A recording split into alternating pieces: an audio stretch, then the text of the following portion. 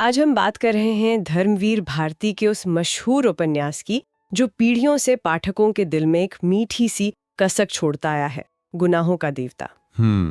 और सच कहूं तो इसे सिर्फ एक प्रेम कहानी कहना मतलब इसकी गहराई के साथ थोड़ी नाइंसाफी होगी। बिल्कुल, ये तो इलाहाबाद की गलियों में बुनी एक ऐसी कहानी है जो आदर्शवाद, नैतिकता और प्यार की हमारी जो समझ है उसे सीधी चुनौती देती है। हाँ, तो आज हम सिर्फ कहानी नहीं दोहराएंगे बल्कि उन सवालों की तह तक जाने की कोशिश करेंगे जो भारती जी ने उठाए हैं। और सबसे बड़ा सवाल तो यही है कि इस उपन्यास का असली गुनाह क्या है और इसका देवता चंदर, क्या वो वाकई देवता है या फिर अपनी ही बनाई दुनिया का सबसे बड़ा मुजरिम? चलिए इसी सवाल के साथ कहानी की दुनिया में चलते हैं। शुरुआत होती है एक बहुत ही खूबसूरत, लगभग फिल्मी से माहौल में, इलाहाबाद का एल्फ्रेड पार्क। सुबह का वक्त और हमारा हीरो चंदर कपूर, एक होनहार, आदर्शवादी रिसर्च स्कॉलर जो अपने प्रोफेसर डॉक्टर शुक्ला के घर पर ही पला बड़ा है। और भारती जी ने उसे जिस तरह से पेश किया है वो बहुत मायने रखता है। वो सिर्फ एक किताबी कीड़ा नहीं है। नहीं, बिल्कुल नहीं। उसे फूलों से प्यार है, सुबह की सैर पसंद है और वो अपनी रिसर्च को देश की सेवा मानता है। वो कहता भी है कि समाज के भवन को बनाने के लिए नींव का पत्थर बनना उतना ही जरूरी है जितना कि मंदिर का कंगूरा बनना। क्या बात है! ये उसकी सोच की पहली झलक है। बिल्कुल। और इसी दुनिया के केंद्र में है सुधा, डॉक्टर शुक्ला की बेटी। चंदर और सुधा का रिश्ता, वही तो इस उपन्यास की आत्मा है।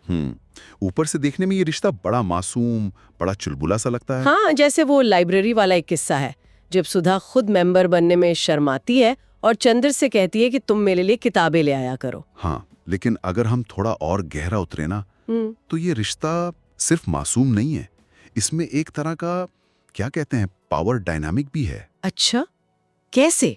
देखिए, सुधा की दुनिया पूरी तरह से चंदर के इर्द गिर्द घूमती है। वो उसे देवता मानती है। हाँ, ये तो है। उसकी हर बात पत्थर की लकीर है।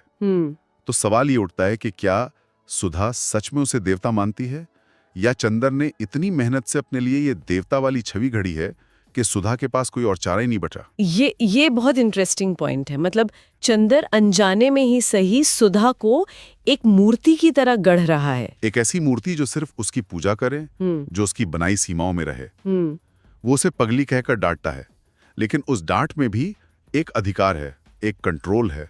सही बात है। ये पवित्रता का एक बोझ है जो चंदर सुधा पर लाद देता है। वो अपने प्यार को दुनिया की नजरों से, मतलब सांसारिक इच्छाओं से इतना बचाकर रखना चाहता है कि वो उसे एक शीशे के बक्से में बंद कर देता है। एक तरह का एक्सपेरिमेंट। बिल्कुल। ये प्यार कम और एक लेबोरेटरी का एक्सपेरिमेंट ज्यादा लगता है, जिसे बाहरी दुनिया की गंदगी से बचाना जरूरी है। और यही आदर्शवाद कहानी की सबसे बड़ी त्रासदी की नींव रखता है। तो एक तरफ ये पवित्र मासूम दुनिया है, लेकिन असल दुनिया इस तरह के बुलबुलों को ज्यादा देर टिकने नहीं देती। बिल्कुल। और वो दस्तक देती है एक बिल्कुल अलग किरदार के रूप में, पम्मी डिसूजा। हाँ, और पम्मी का आना कहानी में सिर्फ एक नए किरदार का आना नहीं है, ये तो एक पूरी की पूरी विचारधारा का टकराना है। सही। चंदर जब डॉक्टर शुक्ला के कहने पर एक लेख टाइप करवाने पम्मी के घर रोजलान पहुंचता है तो वो एक दूसरी ही दुनिया में कदम रखता है। मुझे रोजलान का जो वर्णन है ना, वो हमेशा बहुत सांकेतिक लगा है। नाम तो है रोजलान, यानी गुलाबों की जमीन, लेकिन वहाँ गुलाब की जगह जंगली घास और मुर्गी के पंख बिखरे पड़े। एक अजीब सी वीरानी है वहाँ। बिल्कुल। ये एक बेहतरीन प्रतीक है। भारती जी सिर्फ दो औरतों की तुलना नहीं कर रहे हैं, वो दो विचारधाराओं को टकरा रहे हैं। एक तरफ सुधा है जो पारंपरिक पवित्र भारतीय नारी का प्रतीक है, और दूसरी तरफ पम्मी, एक तलाकशुदा एंग्लो इंडियन टाइपिस्ट। वो आजाद है, आत्मनिर्भर है और अपने शरीर और अपनी इच्छाओं पर हक रखने वाली आधुनिक महिला है। और चंदर इन दोनों के बीच फंस जाता है। ये उस दौर के पूरे समाज का कंफ्यूजन था, जो परंपरा और आधुनिकता के बीच अपना रास्ता खोज रहा था। और पम्मी का भाई बर्टी, वो भी एक बहुत ही अजीब और दुखद किरदार है, मानसिक रूप से अस्थिर, जो अपने गुलाब के बाग में अपनी मरी हुई पत्नी को ढूंढता है। उसे लगता है कि उसकी पत्नी एक फूल में छिप गई है। बर्टी का वो बर्बाद होता गुलाब का बाग, वो सिर्फ एक लोकेशन नहीं है, वो एक प्रतीक है। वो चंदर के आदर्शवादी प्रेम का प्रतीक है। अच्छा। दूर से खूबसूरत लगने वाला एक विचार, लेकिन असलियत में जंगली घास और बिखराव से भरा हुआ। और बर्टी की एक फिलॉसफी है कि अगर तुम किसी से प्यार करते हो तो उसे दुनिया की नजरों से बचाने का सबसे अच्छा तरीका है कि उसकी शादी किसी और से करा दो। अरे, और अनजाने में चंदर इसी पागलपन भरी फिलॉसफी को अपना लेता है। बिल्कुल। बर्टी का बाग चंदर के दिमाग का आईना है। ये बात मुझे हमेशा परेशान करती है। चंदर जो इतना पढ़ा लिखा समझदार है, वो इतनी बड़ी, इतनी विनाशकारी गलती कैसे कर सकता है? जब सुधा के लिए शादी का रिश्ता आता है और वो दौड़ी दौड़ी चंदर के पास आती है, तो वो उसे बचाने की जगह उसे अपने से दूर क्यों धकेल देता है? यहीं पर कहानी अपने साइकोलॉजिकल शिखर पर पहुंचती है। चंदर का फैसला सिर्फ आदर्शवाद नहीं है, ये एक गहरे मनोवैज्ञानिक जाल का नतीजा है। मतलब? कुछ मनोविश्लेषक इसे मैडोना होर कॉम्प्लेक्स कहते हैं। ये एक ऐसी मानसिकता है जहां एक पुरुष अपनी मोहब्बत और अपनी वासना को दो अलग अलग औरतों में बांट देता है। दो अलग औरतों में? हाँ, एक औरत मैडोना या देवी जैसी पवित्र होती है, जिससे वो प्यार करता है, जिसकी वो पूजा करता है, लेकिन जिसके साथ वो किसी भी तरह के शारीरिक रिश्ते की कल्पना नहीं कर सकता। और दूसरी? और दूसरी औरत वो होती है जिसके पास वो अपनी शारीरिक इच्छाओं के लिए जाता है। तो चंदर ने सुधा को अपनी मैडोना बना लिया, एक देवी जिसे छूने से भी उसकी पवित्रता भंग हो जाएगी। एग्जैक्टली। वो सुधा से कहता है कि क्या हम लोगों ने स्वर्ग की ऊंचाइयों पर बैठकर आत्मा का संगीत सिर्फ इसलिए सुना कि उसे अपने ब्याह की शहनाई में बदल दें? उफ। वो अपने इस पवित्र रिश्ते को शादी के साधारण बंधन में नहीं बांधना चाहता। उसे लगता है कि शादी करते ही सुधा देवी से एक आम औरत बन जाएगी, और ये सोच ही उसका सबसे बड़ा गुनाह बन जाती है। वो अपने आदर्शों को बचाने के लिए एक जीती जागती इंसान की खुशियों की बलि चढ़ा देता है। बिल्कुल। और सुधा, वो गिड़गिड़ाती है, उसके पैरों से लिपट कर कहती है, मेरी आत्मा सिर्फ तुम्हारे लिए बनी थी। लेकिन चंदर पत्थर बना रहता है। ये पढ़ते हुए दिल टूट जाता है।